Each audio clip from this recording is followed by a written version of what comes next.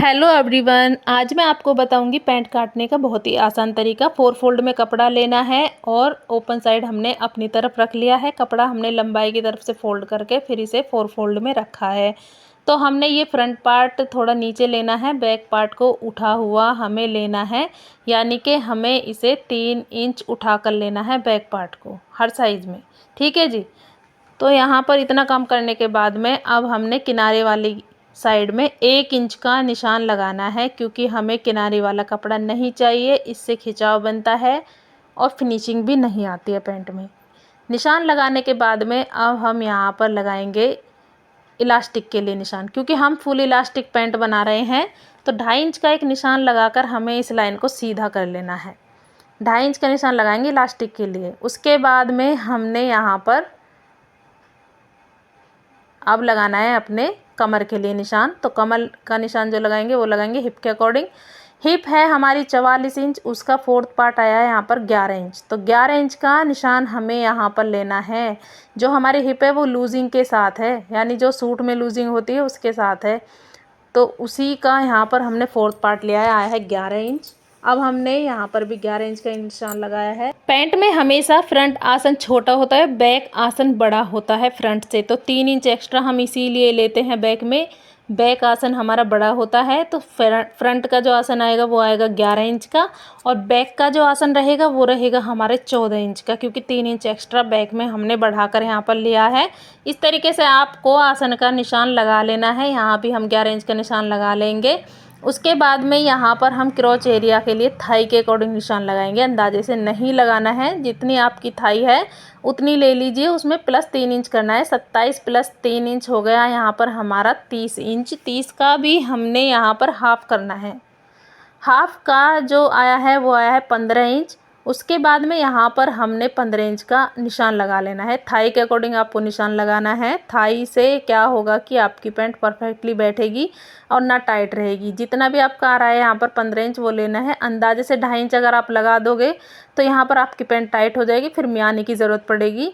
तो मैं बिना मियानी की पैंट आपको बता रही हूँ, मियानी की ज़रूरत नहीं पड़ेगी। आपको थाई के अकॉर्डिंग ही यहाँ पर निशान लगा लेना है, चाहे थाई आपकी कितनी भी आगे पहुँच जाओ, 5 इंच या 6 इंच एक्स्ट्रा हो जाओ, यहाँ से कोई दिक्कत वाली बात नहीं है। लेकिन यहाँ कम नहीं लेना है, थाई के अकॉर्डिंग ही आपको निशान लगा लेना है। थाई है जैसे हमारी यहाँ पर 15 इंच, तो टोटल हमने यहाँ पर 15 इंच का निशान लगाया है इस तरीके से। ठीक है जी। अब क्रॉच एरिया हमें डायरेक्ट ऐसे नहीं क्रॉच करना है, ये गलत तरीका है। इससे हमारे पैंट के आसन में खिंचाव बनता है, मोहरी भी घूम जाती है और हमारे जो सेंटर से उठ जाती है ना पैंट, यही कारण होता है कि क्रॉच हम ज़्यादा अंदर की तरफ ले लेते हैं। तो हमने क्या करना है, यहाँ से हमने पीछे की तरफ 2 इंच का निशान लगाना है। इस तरीके से देख सकते हो आप, यहाँ 2 इंच का निशान लगाइए। उसके बाद में हमने इस निशान को ऊपर वाले निशान से मिला देना है। ऐसे मिलाने के बाद में अब हमने इसका क्रॉच एरिया मिल जाएगा। इस तरीके से इसको मिलाना है। तो आप देख सकते हो कितना ज़्यादा हमें यहाँ पर कपड़ा भी मिल गया है और यहाँ पर मियाने की ज़रूरत भी नहीं है। परफेक्टली आपकी पैंट बैठेगी। एक बार आप इस तरीके से ज़रूर काटिए और बनाइए और मुझे कमेंट में ज़रूर बताइए तरीका आपको कैसा लगा और आपकी पैंट कैसी बनी।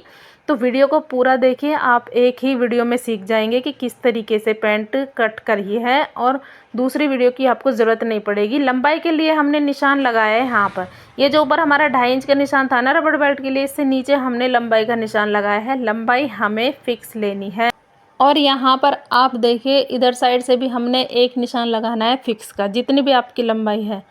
और उसके बाद में इस निशान को हमने सीधा कर दिया है इस तरीके से। 36 इंच की हमारी ये पैंट थी, तो यहाँ पर हमने 1/2 इंच नीचे बढ़ाना है। जो हमारा आसन है ना, ये आसन की तरफ से हमने 1/2 इंच नीचे बढ़ाना है, जिससे हमारी मोहरी नीचे से ना उठे, खिंचाव ना करे। यहाँ से हमने सीधा कर दिया है और इधर से ही हमने 1/2 इंच नीचे की तरफ बढ़ाया है बस। उसके बाद में हमने यहाँ पर नीचे फोल्ड के लिए कपड़ा लिया है। तो जो हमारा नीचे निशान आया ना, यहाँ से हमने 4 इंच का एक निशान लगा के इस लाइन को भी हमने सीधा कर देना है। इससे हमारा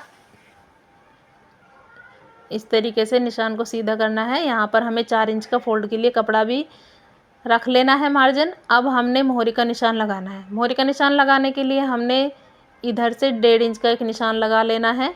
1.5 इंच का एक निशान लगाकर फिर हमने अपनी मोहरी लेनी है। तो मोहरी यहाँ पर है हमारी 10 इंच की।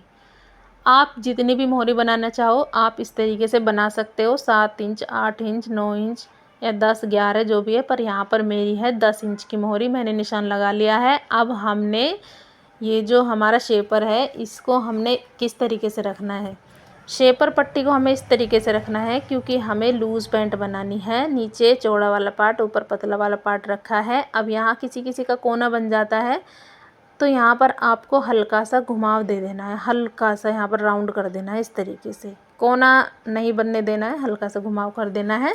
उसके बाद में अब हमने आसन की तरफ जो निशान लगाना है, ये चौड़ी पट्टी ऊपर रखनी है और पतली पट्टी नीचे रखनी है।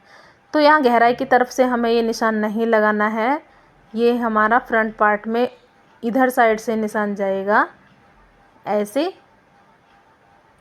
अब हमारे फ्रंट पार्ट के निशान तो कंप्लीट हो गए हैं। बैक पार्ट के निशान मैं आपको बताऊंगी, पहले फ्रंट पार्ट की यहाँ पर कटिंग कर देती हूँ। इधर से हमें भी नहीं काटना है, आसन की तरफ से आप काटिए इस तरीके से। फ्रंट पार्ट को आसन की तरफ से काट देना है। बैक पार्ट जो रहेगा वो रहेगा नीचे वाला, तो नीचे वाले पार्ट को भी हमने इस तरीके से ये कपड़ा हटाना है, पर यहाँ पर जगह कम थी मेरे पास में, इस कपड़े को मुझे काट कर अलग ही करना पड़ेगा, तभी यहाँ पर फिनिशिंग से आपको मैं समझा पाऊँगी। ये मुझे दिक्कत कर रहा था तो मैंने इस कपड़े को यहाँ से हटा दिया है। अब बैक पार्ट के लिए हम निशान लगाते हैं। पहले हम इन निशानों को सीधा कर लेते हैं, जितना भी यहाँ पर जो हमने मार्जिन लिया था उसको हमने यहाँ सीधा कर लिया है, ठीक है जी। उसके बाद में हमने यहाँ पर 2.5 इंच का एक निशान लगा लेना है। जो बैक पार्ट को हम बढ़ाते हैं ना, 2.5 इंच बढ़ाते हैं, जिससे हमें मार्जिन भी मिल जाए और जो हमारा जॉइंट में जाएगा वो भी यहाँ पर चला जाएगा, तो एक्स्ट्रा होना बहुत ज़रूरी है। अब देखिए यहाँ पर सबसे मेन आसन होता है, बैक पार्ट का आसन हमें किस तरीके से रखना है। तो हमने यहाँ पर इस निशान को ऐसे सीधा करके नहीं लगाना है। ये निशान सीधा करके या फिर 2 इंच ले लो, ये तरीका बिल्कुल गलत है। यहाँ तो आपका इतना क्रोच बन रहा है और यहाँ आप 2 इंच का निशान लोगे तो ये आपको पैंट में खिंचाव बना देगा और यहाँ से आपकी आसन में इस तरीके से खिंचाव उठेगी पैंट और टाइट भी आसन हो जाएगा, क्योंकि हमारा बैक पार्ट उभरा हुआ होता है, चलने में दिक्कत ना हो उसके लिए हमने 2 इंच का निशान नहीं लेना है, गलत है। जितना आपका क्रोच यहाँ पर आ रहा है उतना ही यहाँ पर हमें ले लेना है। जितना क्रोच एरिया ये है ना, यहाँ पर भी हमने उतना ही निशान लगाना है, अंदाजे से निशान कहीं पर भी नहीं लगाना है। तो जितना भी कुछ लोग होते हैं कि 2 इंच लगा दिया और सीधा यहाँ पर कर्व दे दिया, ये गलत है, बहुत ही गलत तरीका है ये। यहाँ पर जो मेरा निशान आ रहा था वो आ रहा है 4 इंच। 4 इंच का ही यहाँ पर हमने निशान लगाना है बैक पार्ट में और इस राउंड को ऐसे घुमाना है।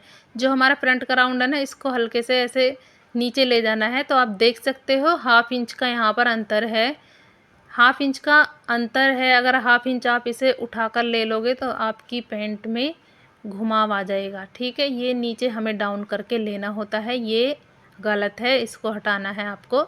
और अब हमने यहाँ पर उतना ही निशान लगाना है जितना हमारा फ्रंट के क्रोच में बन रहा है। यहाँ पर मैंने निशान को लगाया है इस तरीके से। उसके बाद में हमने अपना क्रोच एरिया यहाँ पर बनाना है, तो जितना यहाँ पर है उतना ही हमने ऊपर निशान लगा लेना है बैक पार्ट में और यहाँ पर इस लाइन को सीधा कर देना है। सीधा करने के बाद में हमने इस पर क्रोच एरिया बनाने के लिए जो फ्रंट पार्ट में 2 इंच पीछे की तरफ लिया था वो पीछे की तरफ 2 इंच ले लेना है और यहीं से इस लाइन को हमें सीधा करके इसका क्रोच एरिया मिल जाएगा, ठीक है। यहाँ पर आपको मियाने की ज़रूरत नहीं पड़ेगी। तो फ्रंट में और बैक में दोनों में एक जैसे ही आसन का निशान लगाते हैं, अलग अलग नहीं लेना है कि फ्रंट में कुछ ले लिया और बैक में कुछ ले लिया, ऐसे नहीं चलता है पैंट में, नहीं तो आपकी पैंट यहाँ पर खिंचाव कर देगी। तो ये हमारा क्रोच एरिया निकल कर आ गया है, आप देख सकते हो कितना फ़र्क है ऊपर में और थोड़ा सा नीचे में, ठीक है जी। अब हमने क्या करना है, ये जो बैक पार्ट हमने उठा कर लिया था ना, इसको ऐसे तिरछे में मिलाना है, क्योंकि हमें बैक पार्ट का आसन तिरछे में चाहिए, आसन ना कि लंबाई। तो उधर से हमारी लंबाई भी कम नहीं होगी, इधर से हमारा आसन भी परफेक्ट हो जाएगा। अब हमने इस शेपर पट्टी को इस तरीके से रखना है, गोलाई देखो बैक फ्रंट में ऐसे लिया था और बैक पार्ट में हमें गोलाई की तरफ से रखना है ऐसे, ठीक है। इस तरीके से हमने इस पर निशान लगा लिया है। अब हम कर देंगे इसकी कटिंग। तो कटिंग करने के लिए हमने यहाँ पर पहले बैक पार्ट को काट लेना है। इधर से जो हमारे यहाँ से तिरछा निशान है इसी से हमें अपना निशान पर कटिंग शुरू करनी है इस तरीके से। अगर आप पैंट इस तरीके से काटोगे तो आपकी पैंट में कभी खिंचाव नहीं आएगा, मोहरी नहीं घूमेगी, परफेक्टली आपकी पैंट बन जाएगी, ना लूज़ रहेगी और ना टाइट रहेगी। आप एक बार इस तरीके से ज़रूर काटिए। यहाँ पर ये इधर से जो है ना, हमें कुछ भी यहाँ पर चेंज नहीं करना है, चारों पार्ट एक जैसे ही निकलते हैं। बस हमें आसन की तरफ से बैक पार्ट को ही बढ़ा कर लेना होता है। तो हमारी पैंट यहाँ पर निकल गई है। हमने यहाँ पर कट्स लगा देने हैं जो हमारे ये इलास्टिक के लिए और ये नीचे मार्जिन के लिए निशान थे ना, इन पर हमने कट लगा दिए। सिलते टाइम हमें पता रहे कि हमें कहाँ से इसे फोल्ड करना है। उसके बाद में मैं आपको बताती हूँ कि दोनों हमने ये आसन के निशान को इस तरीके से मिलाना है, ठीक है।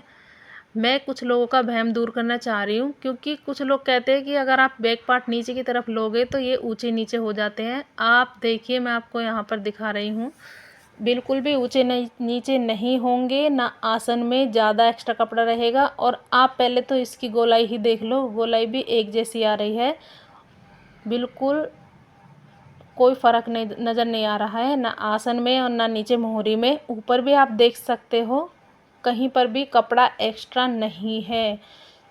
इस तरीके से अगर आप कटिंग करोगे परफेक्टली आपकी पैंट बनेगी। यहाँ पर आप देखिए, बैक पार्ट को भी हमने 3 इंच दिखाया है आपको, ये 2.5 इंच है और आसन हमारा परफेक्ट है। नीचे से भी मोहरी बिल्कुल भी एक्स्ट्रा नहीं है, जहाँ जहाँ हमने निशान लगाए थे परफेक्टली वहीं बैठ गई है।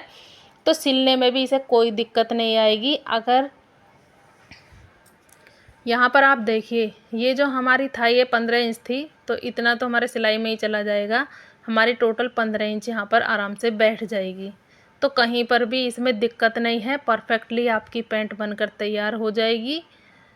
कमेंट में ज़रूर बताना कि तरीका आपको कैसा लगा। वीडियो को लाइक शेयर फॉलो ज़रूर कर देना, सब्सक्राइब ज़रूर करना। Thank you.